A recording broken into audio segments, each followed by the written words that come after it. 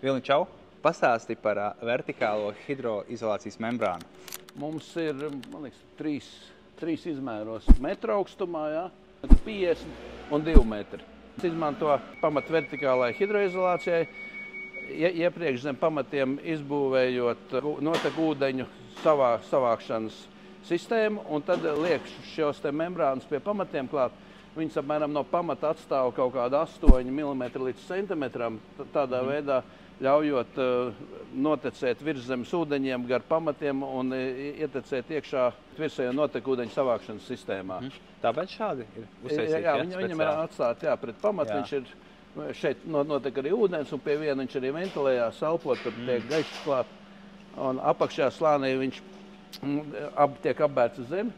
Augšpusē viņam šeit speciāli vēl nāk līsta pa virsu, lai ūdens netiek iekšā un ar gaisa izvadiem, un tad viņš, teiksim, iet zem cokola līmenī, viņš iznāk ārā virs zemes. Šīs te membrānas var izmantot kā izolētiem pamatiem, tā arī neizolētiem pamatiem. Pamatiem, kur ir apšūti ar putoplastu, viņas arī var izmantot, lai neiet mitrums. Super, kādās cenās šie ir? Metrīgās membrānas ir 28 eiro.